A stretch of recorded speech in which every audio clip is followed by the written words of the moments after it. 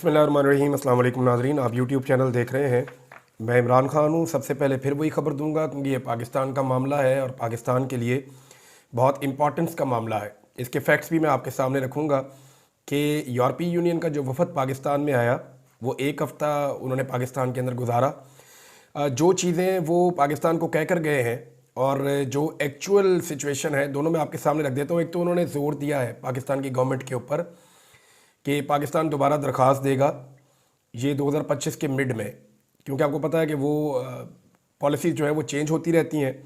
तो जो GSP regulation के तहत पाकिस्तान अपनी दरख्वास्त देगा 2025 के मिड में। अब वो दरख्वास्त मंजूर तभी होगी जब पाकिस्तान के अंदर मामलात उन मुआहदों के मुताबिक होंगे, जो मुआहदे या जो ट्रीटीज़ पाकिस्तान ने साइन की हुई हैं या वो कन्वेंशंस जिनके ऊपर अमल दरामद करना था पाकिस्तान को, अगर पाकिस्तान ने किया होगा। ये जो वफ्द आया था इन्होंने मुलाकातें की हैं जी सहाफ़ियों से, वकला से और इंसानी हकूक़ की तंजीमों से, हकूमती लोगों से, वज़ीर आला से, वज़ीर आज़म से, आर्मी चीफ से, चीफ जस्टिस से, सबसे इन्होंने मुलाकातें की हैं। और यानी यहाँ ये उस वक्त आए हैं जब 2 माह पहले इस्लामाबाद में आम निहत्थे शहरियों के ऊपर रियासत ने गोली चलाई और उसके बाद जिस वक्त ये पाकिस्तान में मौजूद थे उस वक्त पाकिस्तान में जो कुछ किया वो भी आपके सामने। अब जो मुतालबा इनकी जानिब से किया गया है वो ये है कि ठोस इस्लाहात की जाए पाकिस्तान के अंदर। तो जैसे पहले गोली चलाई गई थी अब दोबारा गोली चलाना मुमकिन नहीं होगा, क्योंकि इस साल के मिड में पाकिस्तान को दोबारा जाना है GSP+ स्टेटस के लिए। ये कितना इंपॉर्टेंट है ज़रा इसके बारे में मैं आपको बता देता हूँ। पाकिस्तान जो है वो दुनिया के साथ तिजारत करता है ना, कोई मुल्क कितनी एक्सपोर्ट्स करता है उसी से उसमें ज़र मुबादला आता है। पाकिस्तान की जो एक्सपोर्ट्स है उसका एक जो सबसे बड़ा हिस्सा है वो जाता है यूरोपीय यूनियन में, एक बहुत बड़ा हिस्सा है।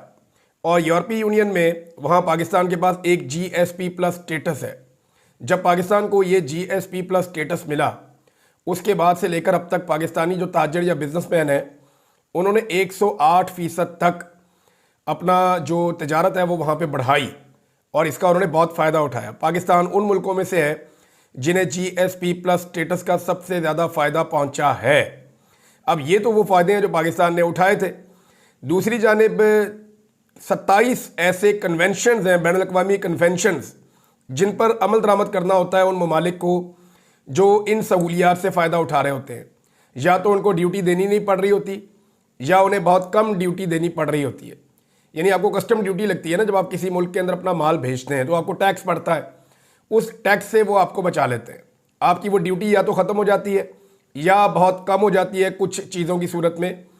तो इसमें ताजर को बहुत बड़ा फ़ायदा होता है और वो इससे फ़ायदा उठाते हैं, उनका मुनाफा बढ़ता है, ज़र मुबादला बढ़ता है। और अगर ये ड्यूटीज़ लगें या ज़्यादा लगें तो इससे ताजर जो है वो मुकाबला नहीं कर पाते बाकी मुल्कों के साथ। अच्छा, इसमें जो कन्वेंशन है वो कुछ चीज़ों के लिए बाउंड करते हैं वो मालिक को, जैसे कि जबरी गुमशुदगियाँ नहीं होनी चाहिए। पाकिस्तान में तबाही फिरी हुई है। जिस वक्त वो वफ्द पाकिस्तान में था उस वक्त बलूचिस्तान के अंदर जबरी तौर पे लापता किए जाने वाले इंसानों की वापसी के लिए आवाज़ उठाई जा रही थी। मारिंग बलूच और उनके लोग सरापा एहतजाज थे। उस वक्त पाकिस्तान में लगातार लोगों को जबरी तौर पे लापता किया जा रहा था।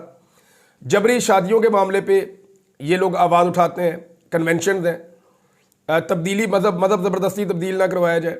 आज़ादी इज़हार राय, आज़ादी इज़हार राय के ऊपर काला कानून उस वक्त हुकूमत लेकर आई जिस वक्त ये वफ्द पाकिस्तान में मौजूद था और उस वक्त पाकिस्तान के अंदर सहाफ़ती तंजीमें और आम शहरी वो एहतजाज कर रहे थे। मीडिया की आज़ादी, तो मीडिया की जो आज़ादी है वो उन्हें मीडिया मालिकान और मीडिया के जो लोग मिले हैं, जो सहाफ़ी मिले, उन्होंने उनको बताया कि हमारी कितनी आज़ादी है इस मुल्क में। एक आदमी का हम चेहरा नहीं दिखा सकते, उसकी आवाज़ नहीं सुना सकते और वो पाकिस्तान की सबसे बड़ी पॉलिटिकल पार्टी का लीडर है। ख़वातीन के हुकूक़, तो जो पामालियाँ ख़वातीन के हुकूक़ की इस रजीम ने की हैं उसकी कोई और मिसाल आपको नहीं मिलती। मुनसिफाना ट्रायल, ये जो फ़ौजी अदालतों का मामला है ना, इसको लेकर ये बहुत ज़्यादा हसास है यूरोपीय यूनियन। और GSP+ स्टेटस के अंदर ये एक बड़ी रुकावट बन सकता है ये मामला, क्योंकि यहाँ बहुत क्लैरिटी के साथ आते हैं वो कि सिविलियंस का फ़ौजी अदालतों में ट्रायल नहीं हो सकता, वहाँ पर उन्हें मुनसिफाना ट्रायल नहीं मिलता। शहरी आज़ादी की बात करते हैं तो शहरियों को तो निकलने नहीं देते, जब वो निकलते हैं कंटेनर खड़े कर देते हैं, डंडे मारते हैं, तशद्दुद करते हैं, हज़ारों की तादाद में लोगों को गिरफ्तार करके बंद कर दिया जाता है। तो कोई सियासी और शहरी आज़ादियाँ नहीं है। ये सारी चीज़ें पाकिस्तान ने करनी है। 2025 के मिड में पाकिस्तान नए जीएसपी रेगुलेशन के तहत दरख्वास्त देगा और पाकिस्तान ने अब तक जो यूरोपीय यूनियन की रिपोर्ट है उसके मुताबिक इस स्टेटस से सबसे ज़्यादा फ़ायदा उठाया है। अब पाकिस्तान अगर आइंदा फ़ायदा उठाना चाहता है तो पाकिस्तान को अब दोबारा गोली नहीं चलानी होगी। यानी अब अगर पाकिस्तान तहरीक इंसाफ एहतजाज करती है तो जैसे पहले शहरियों को गोलियां मारी गई, अब दोबारा उस तरह गोलियां नहीं मारी जा सकती। और अब अगर दोबारा इस तरह के मनाज़र आते हैं तो ये यूरोपीय यूनियन के लिए एक बेहतरीन केस बन जाएगा कि वो पाकिस्तान से जीएसपी प्लस स्टेटस जो है वो वापस ले ले। मेरे ख्याल में पाकिस्तान का नुकसान नहीं करना चाहिए पाकिस्तान की एस्टेब्लिशमेंट को और हुकूमत को, और उन्हें बाज रहना चाहिए ऐसे हर हथकंडे से जिससे पाकिस्तान का नुकसान हो या पाकिस्तान के ताजरों का या बिजनेस कम्युनिटी का नुकसान हो। इससे पाकिस्तान में ज़र मुबादला के ज़खायर भी कम होंगे, बाहर से पैसा आना भी बंद होगा। दूसरी इंपॉर्टेंट चीज़ ये है कि सहाफ़ियों ने पूरे मुल्क के अंदर एहतजाज किया। नाज़रीन, ये बहुत बड़े पैमाने पर एहतजाज हुआ है। इसमें सहाफ़ियों ने तकारीर की हैं, हुकूमत पर तनकीद की है, अपनी खुलकर उन्होंने भड़ास निकाली है। लेकिन मेरा सवाल यह है कि फ़ायदा क्या हुआ। अभी रात के वक्त आप मेरा वीलॉग सुन रहे हैं तो तमाम टीवी चैनल के ऊपर हुकूमत की खबरें भी चल रही हैं। सुबह के अखबारात में सहाफ़ियों का जो एहतजाज है वो छोटा मोटा कहीं पे छपा हुआ होगा और बाकी सारी खबरें जो हैं वो हुकूमत की होंगी। तो इससे फ़र्क क्या पड़ा? हुकूमत को तो कोई फ़र्क नहीं पड़ा। आप दिन को निकले, आपने अपने गले बैठा लिए, आप चीखें मारते रहे, आप भाग दौड़ करते रहे, इससे फ़र्क नहीं पड़ा। याद रखें, सियासी जमातों की कुव्वत सड़कों के ऊपर होती है क्योंकि उनके साथ लाखों लोग होते हैं और उनका इम्पैक्ट बहुत ज़्यादा हो जाता है। सहाफ़ियों की कुव्वत उनके कलम में होती है। मैं कल भी ये बात बता रहा था, आज फिर ये बात कर रहा हूँ कि हमारी ताकत हमारे कलम में है, हमारी ताकत हमारे कैमरा में है, हमारी ताकत हमारी स्क्रीन्स के ऊपर है, हमारी ताकत हमारी आवाज़ है जो बहुत तवाना आवाज़ है। तो सहाफ़ियों को चाहिए, मैं सिंपल फार्मूला दे रहा हूँ और एक हफ्ते की गारंटी भी दे रहा हूँ कि सिर्फ एक हफ्ते तक हुकूमत के तमाम लोगों का तमाम तकरीबात का बाइकआउट कर दें। अखबारात के अंदर चाहे जगह खाली छोड़ दें हुकूमत की, लेकिन हुकूमत की खबर किसी अखबार के अंदर ना छपे, किसी हुकूमती फ़र्द की शक्ल जो है वो किसी अखबार के अंदर ना दिखाई जाए। टीवी चैनल के ऊपर इनका और इनकी खबरों का मुकम्मल बाइकआउट किया जाए। टीवी चैनल्स के जो सोशल मीडियाज़ हैं या बाकी जितने भी लोग हैं, जैसे हम लोग करते हैं सोशल मीडिया पे काम आजकल, क्योंकि टीवी तो नौकरी दे नहीं पा रहा, पाकिस्तान का रजीम इसकी इजाज़त नहीं देता उन्हें, तो तमाम लोग अगर बाइकआउट कर दें हुकूमत की खबरों का, उनके बयानात का, तो एक हफ्ते के अंदर ये ज़मीन पे उतरेंगे और ये वापस लेंगे ये कानून। अब इसके अंदर पाकिस्तान पीपल्स पार्टी और नून लीग के लोग जो हैं वो ऑफ द रिकॉर्ड सहाफ़ियों से रब्ते कर रहे हैं और वो उन्हें ये कहते हैं कि देखें, हम इसके अंदर शामिल नहीं हैं, ये कानून हमारा लाया हुआ नहीं है, ना हम इसके हमायती हैं, हमें इसकी मजबूरन हमायत करनी पड़ रही है। हम इस कानून के अंदर एक कॉमा या एक फुल स्टॉप भी तब्दील करने की सलाहियत नहीं रखते। ये बात नजम सेठी साहब ने भी कही है, बड़ी उन्होंने क्लियरली कही कि वुज़रा खुद बता रहे हैं, हुकूमती लोग खुद बता रहे हैं कि जनाब हमारा तो इस कानून में नहीं है, ये तो हमारे हवाले किया गया और ज़बरदस्ती हमसे पास करवाया गया। तो एक्चुअली ये एस्टेब्लिशमेंट का लाया गया एक कानून है। एस्टेब्लिशमेंट ने कानून का एक नया डंडा बनाया है। आज वो उस डंडे से पाकिस्तान तहरीक इंसाफ को मारेंगे और इख्तलाफी आवाज़ों को दबाएंगे। कल वो इस डंडे से बाकी सियासी जमातों को मारेंगे और इख्तलाफी आवाज़ों को दबाएंगे। तो ये सियासतदानों के सोचने का काम है कि वो क्यों आला-ए-कार बन जाते हैं और क्यों सहूलतकारी करते हैं एस्टेब्लिशमेंट की इस तरह के काले कवानीन पास करवाने के लिए। तो सहाफ़ियों के लिए मेरी दोबारा गुजारिश ये है कि तरीक़ाकार एक ही है और वो आसान तरीक़ाकार है कि आप बाइकआउट करें, ज़बरदस्त तरीके का बाइकआउट करें, ज़ीरो कर दें इनकी कवरेज। मैं गारंटी करता हूं कि एक हफ्ते के अंदर ये घुटनों पे आ जाएंगे और ये कानून वापस लेंगे। और जो पाकिस्तान के सहाफ़ियों की और मीडिया की इज्जत अवाम की नज़रों में चली गई है ना, बड़े लंबे अरसे से अवाम की नज़रों में तो गिर गया पाकिस्तान का मीडिया, जो पाकिस्तान के मीडिया ने कंप्रोमाइज़ किए हैं। तो आपकी खामोशी से तो कोई नहीं आपको मार सकता, कुट सकता, ज़बरदस्ती आगे खबरें तो नहीं लिख सकता कोई। जो आपके साथ ज़बरदस्ती करे उसे कि आगे खुद ही भाई खबर लिख लो, खुद ही छाप दो, प्रेस में भी खुद ही काम करो। तो ये काम हम ही कर सकते हैं, हमारा काम है, हम ही को आता है। तो एक का अगर करना है तो इस बात के ऊपर करें और आपकी आवाम के अंदर इज्जत भी बहाल हो जाएगी हमारे मीडिया की, और ये हुकूमत और आने वाली हुकूमतों को भी कान हो जाएंगे एस्टेब्लिशमेंट समेत कि पाकिस्तान के मीडिया को दबाना इतना आसान नहीं है। लेकिन अगर आप ये नहीं करेंगे तो कोई फ़र्क नहीं पड़ेगा, आपको सब्र शुक्र करना ही पड़ेगा। एक और खबर यह है कि इमरान खान साहब के खत के चर्चे हो गए बहुत ज़्यादा, और 18 माह में मेरी किसी भी दरख्वास्त पर समाअत नहीं हुई। इमरान खान साहब ने यह शिकवा भी किया इस खत के अंदर कि इंसानी हकूक़ के हवाले से हो या इलेक्शन में धांधली के हवाले से हो, कुछ भी नहीं सुना गया। फिर उन्होंने डिटेल में बताया कि किस किस तारीख को मेरी बिजली बंद की गई, किस किस तारीख को मुझे एक छोटे से कमरे में बंद कर दिया गया, कितना जुल्म और जबर किया गया, कैद तन्हाई में इमरान खान साहब को रखा हुआ है। फिर वो अपने शोहदा की बात करते हैं इमरान खान साहब, फिर वो अपने लापता अफराद की बात करते हैं इमरान खान साहब, इलेक्शन में धांधली, अदालत का किरदार, यानी कोई ऐसी चीज़ नहीं है जिसे इमरान खान साहब ने नज़रअंदाज किया हो या छोड़ा हो इन 350 के करीब सफ़हात में। 349 ये पेजेस हैं टोटल। और ये तो जनाब ऐसा लगता है कि मुताला पाकिस्तान की प्रॉपर जो किताब हो सकती है ना गुज़िश्ता 2-3 सालों की, वो ये किताब है। इसको अगर आप गौर से पढ़ें तो आपको माजी के हवाले भी मिलते हैं और अब की सारी सिचुएशन भी आपके सामने आ जाती है। तो वैसे तो पाकिस्तान के तलबा को जो मुताला पाकिस्तान पढ़ाया जाता है वो एक जालसाजी है और एक जाली किस्म का फेक मुताला पाकिस्तान पढ़ाया जाता है। अभी तो उसके अंदर शामिल कर दिया, उसमें पंजाब की टिकटॉक हुकूमत ने और भी शक्लें शामिल कर दी अपने समेत उसके अंदर। तो ये भी बड़ी ज़्यादती है। वहाँ पे तो मारंग बलोच को शामिल करना चाहिए, वहाँ पे तो आसमा जहांगीर को शामिल करना चाहिए। अगर ख़वातीन की स्ट्रगल के ऊपर आप बात ही कर रहे हैं तो उसके अंदर आप नाहिद खान को शामिल करें, जिन लोगों ने वाकई में स्ट्रगल की है, सियासत के लिए कुर्बानियाँ दी हैं।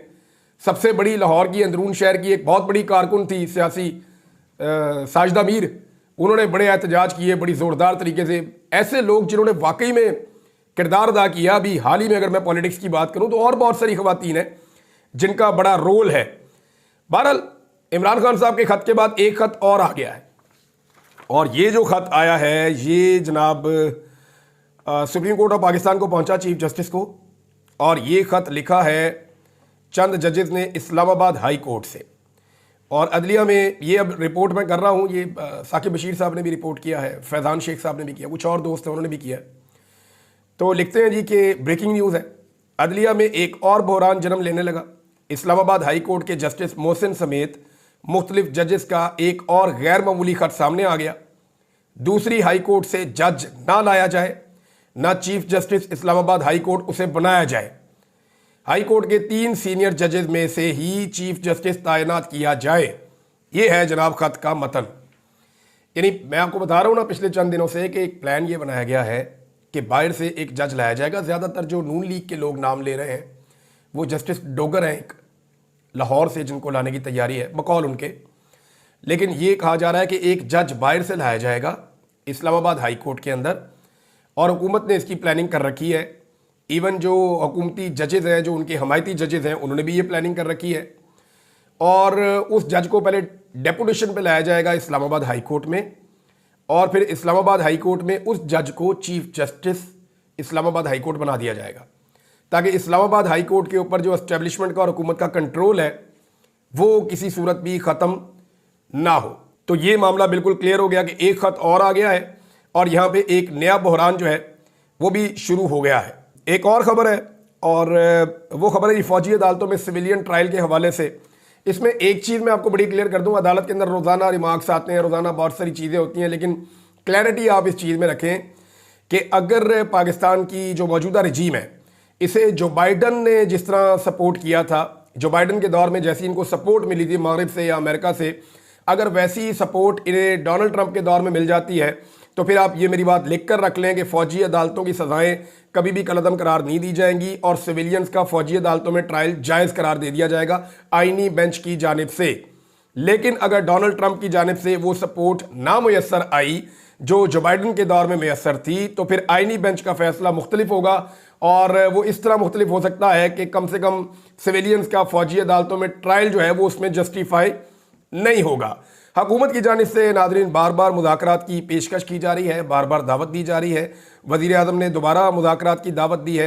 ये चीज़ें जो है वो इस बात की तरफ इशारा करती हैं, राना सनाउल्लाह साहब ने भी कहा, इरफान सिद्दीकी भी कह रहे हैं, बाकी लोग भी कह रहे हैं, वो इसलिए बार बार ये कहते हैं कि मुज़ाकरात करें कि वो अपनी फेस सेविंग चाह रहे हैं। और इससे ये साबित होता है कि पाकिस्तान तहरीक इंसाफ को नहीं, मुज़ाकरात की जो असल ज़रूरत है वो ज़रूरत है जनाब हुकूमत को, और हुकूमत जो है वो फंसी हुई है, उन्हें पाकिस्तान तहरीक इंसाफ के साथ मुज़ाकरात करने हैं। दूसरी जानिब इमरान खान जो है वो उनकी सख्त तरीन हदायत हैं, लेकिन उसके बावजूद उनकी पार्टी की क़यादत ने अभी तक जो 26 नवंबर वाला मामला है उसके केसेस को संजीदगी से नहीं लिया। देखें, मुज़ाकरात जब शुरू किए हुकूमत ने तो उससे पहले यही हुआ था ना, इस्लामाबाद का कत्लेआम हुआ था, तो उसके बाद मुज़ाकरात चलना शुरू हो गए। तो इस्लामाबाद के कत्लेआम से तवज्जो पाकिस्तान तहरीक इंसाफ की लीडरशिप की हट गई। अब मुज़ाकरात तो ख़त्म हो गए हैं, लेकिन हम ये देख रहे हैं कि जो इस्लामाबाद का कत्लेआम है उस मामले पे पाकिस्तान तहरीक इंसाफ की लीडरशिप जिम्मेदारी का मुजाहरा नहीं कर रही और इस मामले को उस तरह नहीं उठा रही जिस लेवल पे और जिस तरह इनको उठाना चाहिए था। पाकिस्तान तहरीक इंसाफ का एक और मौक़िफ़ आया है और ये उमर अयूब साहब ने इसके बारे में एक स्टेटमेंट दिया है। उनका ये कहना है कि वज़ीर आज़म पर्ची आने पर मुज़ाकरात के लिए तैयार हो जाते हैं, यानी वज़ीर आज़म को पर्ची आती है और पर्ची पढ़ने के बाद जो है वो मुज़ाकरात के लिए तैयार हो जाते हैं और वज़ीर आज़म की हैसियत पॉलिशिया या अर्दली से ज़्यादा नहीं है, इनके पास कोई इख्तियार नहीं। वज़ीर आज़म पर्ची आने पर मुज़ाकरात के लिए तैयार हो जाते हैं। PTI अवाम के वोट से इक़्तिदार में आई, मौजूदा हुकूमत की पॉलिसियों के बाइस महंगाई में इजाफा हुआ, पीपल्स पार्टी सिंध के लोगों का सौदा करके पानी की तकसीम करने पर राज़ी हो जाएगी। सबके ऊपर उन्होंने तनकीद की। वैसे पाकिस्तान पीपल्स पार्टी ने तो कमाल ही कर दिया। एक तरफ वो जमहूरियत के चैंपियन है, एक तरफ वो आज़ादी इज़हार राय के लिए आवाज़ उठाते हैं और दूसरी तरफ उन्होंने पाकिस्तान के अंदर आज़ादी इज़हार राय को मुकम्मल तौर पर कुचल के रख दिया है। यही कानून जब बिलावल के ख़िलाफ़ इस्तेमाल होगा ना, और यही डंडा जब चलेगा पाकिस्तान पीपल्स पार्टी और PMLN और MKM के ख़िलाफ़, तो फिर आप देखिएगा कि इन लोगों की चीखें आसमानों तक जाएंगी और आप उन्हें सुनेंगे। नाज़रीन, अमरीकी सरमायाकार के हवाले से वो आया और चला गया, लेकिन उसके आने और जाने के बीच में उसने किया क्या? उसने कुछ सियासी नौइयत की मुलाकातें की और सियासी नौइयत की प्रेस कॉन्फ्रेंस की, सियासी नौइयत के टॉक शोज़ किए और फिर वापस चला गया। क्या सियासी काम करते हैं कारोबारी लोग, या कारोबारी लोग ऐसे होते हैं? कारोबारी आदमी जिसने $100 अरब लगाना है या अरबों डॉलर लगाने हैं पाकिस्तान में, वो बंदे के पास इतना टाइम है कि वो अपने कारोबारी मामलात को ना देखे और सियासी मामलात को देखे? ये तो हो ही नहीं सकता, मुमकिन ही नहीं है। और इस बंदे के बारे में जो अमेरिका से खबरें दे रहे हैं, अमेरिका में मौजूद पाकिस्तानी सहाफ़ी, वो हैरान कर देने वाली हैं। आप उठाकर अहमद नूरानी साहब की स्टोरी देख लें, आप मुईद पीरज़ादा साहब की स्टोरी उठाकर देख लें, वजाद सईद साहब की स्टोरी उठाकर देख लें, अहमद बड़ाइश साहब ने जो इसके ऊपर स्टोरी की है वो उठाकर देख लें, और जो बाकी सहाफ़ी हैं जो इसके ऊपर काम कर रहे हैं। मैंने खुद इसके ऊपर कुछ स्टोरी की थी। तो ये चीज़ें देखने के बाद आपको समझ आ जाएगी कि एक्चुअली मामला जो है वो सरमायाकारी का तो लगता नहीं है, मामला जो है वो कुछ सफारतकारी का लगता है और कुछ सियासी नौइयत का मामला है। और इसके अंदर फ्यूचर के अंदर मुझे लगता है निकलेगा कुछ और ही। अब इन्वेस्टमेंट पाकिस्तान में आई है या नहीं आई, इनका दौरा मुकम्मल हो गया और इन्होंने इन्वेस्टमेंट के हवाले से कितनी मीटिंग्स, ब्रीफिंग्स और दौरे किए, ये चीज़ें अगर गवर्नमेंट शेयर कर दे तो उनकी बड़ी मेहरबानी होगी। नाज़रीन, पाकिस्तान तहरीक इंसाफ की जो माली हालत है वो इस वक्त बेहतर नहीं है। इस हवाले से जुनैद अकबर साहब ने अपील की है आवाम से फंडिंग के लिए, क्योंकि 8 फरवरी अब करीब आता चला जा रहा है। पीछे 7 दिन 8 दिन रह गए हैं, एक हफ्ते के बाद 8 फरवरी आ जाएगा। यौम स्याह पाकिस्तान तहरीक इंसाफ ने मनाना है। तो जुनैद अकबर ने अपील की है कि हम किसी गवर्नमेंट से, किसी जगह से कोई मदद नहीं लेंगे, हम अपने बलबूते पे ये करेंगे। आवाम से उन्होंने फंडिंग के लिए अपील की है। पाकिस्तान तहरीक इंसाफ को वैसे फंडिंग हो जाती है और पाकिस्तान तहरीक इंसाफ की माली हालत वैसे अच्छी नहीं है। इनका जो इस्लामाबाद में सेक्रेटेरिएट है वहाँ पे भी मुलाजमीन को तनख्वाहें नहीं दी जा रही थी। कई और जगहों पे पाकिस्तान तहरीक इंसाफ शदीद माली बहरान का शिकार है। टारगेट ही इतना किया एक पॉलिटिकल पार्टी को, हर तरफ से पार्टी को दबा लिया, हर तरह की फंडिंग बंद कर दी, हर तरह के इनके अकाउंट भी बेचारों के गए। इमरान खान साहब को उठा के जेल में डाल दिया, ना उनका चेहरा दिखाते हैं, ना उनकी आवाज़ सुनाते हैं। उनकी वाइफ को भी उठा के जेल में डाल दिया। हज़ारों की तादाद में कारकुन बार बार जेलों में डाल देते हैं। तो जो जुल्म और फस्तायत एक जमात के खिलाफ किया गया है, जमात अमली तौर पे ख़त्म हो जानी चाहिए थी, लेकिन जमात पहले से ज़्यादा मजबूत और बड़ी हो गई है। फंडिंग का मसला है पाकिस्तान तहरीक इंसाफ को। जुनैद अकबर साहब ने अपील की है, देखते हैं इनको कैसे फंडिंग होती है और क्या पाकिस्तान तहरीक इंसाफ यहाँ फंडिंग करती है। सद्दाम तरीन साहब ने बलूचिस्तान में एक बड़ी सियासी रैली निकाली हरनाई में और एक बड़ा जलसा किया है। सद्दाम तरीन जो है वो एक दलेर पाकिस्तान तहरीक इंसाफ का कारकुन साबित हुआ और उसने हर मौके पर आके फ्रंट फुट पे आके एहतजाज किया और हर एहतजाज के अंदर वो नज़र भी आया। और ये यानी बलूचिस्तान के अंदर से एक बड़ी तवाना आवाज़ है। सालार काकड़ हो गए और ये सारे लोग, शुरू हो जाता है मामला जुर्रत का कासिम सूरी से। उन्होंने जो मामला शुरू किया, फिर आप देखें उसके बाद बलूचिस्तान के अंदर पाकिस्तान तहरीक इंसाफ ने कैसी ज़बरदस्त जड़ें पकड़ी हैं। सालार काकड़ है, आदिल बज़ई ने देखें किस हद तक बर्दाश्त किया है। सद्दाम तरीन को आप देख सकते हैं। इसके अलावा आप अयाज केतरान हैं और बहुत सारे और लोग हैं, मैं सबके नाम नहीं ले पाऊँगा, लेकिन बलूचिस्तान ने बड़ी ज़बरदस्त नौजवान लीडरशिप पैदा की है और वो जमहूरी अंदाज में अपना हक अभी मांग रहे हैं। तो हरनाई के अंदर जो है वो एहतजाज हुआ, हालांकि सारे रस्ते उन्होंने बंद किए, बड़ी रुकावटें लगाई, सब कुछ करके देख लिया, लेकिन इसके बावजूद बड़ा कामयाब एहतजाज हुआ है। नाज़रीन, एक शिकवा किया मीडिया से मुजम्मल असलम साहब ने, खैबर पख्तूनख्वा हुकूमत का हिस्सा है, उनका शिकवा मैं पढ़ के सुना देता हूँ ताकि कम से कम हमारे से तो शिकवा ना रहे ना उनका। वो ये कहते हैं कि कुछ पंजाब के लोगों से बात हुई तो पता चला कि मॉडल रेडी की 1,50,000 रुपये कीमत रखी गई है और माहाना किराया अलग है और पुरानी रेडी और सामान जब्त कर लिया गया है। गरीब झोली उठा उठा कर बद्दुआएं दे रहे हैं। समझ से बाहर है मीडिया और बाकी सियासतदान बशमूल पंजाब PTI इन ज्यादतियों के खिलाफ आवाज़ क्यों नहीं उठाते। नादरीन, ये हमने सुना दिया आपको वो क्या शिकवा कर रहे थे। बहरहाल इस वीलॉग में अब तक के लिए इतना ही। अपना ख्याल रखिएगा, अपने इस चैनल का भी। अल्लाह हाफ़िज़।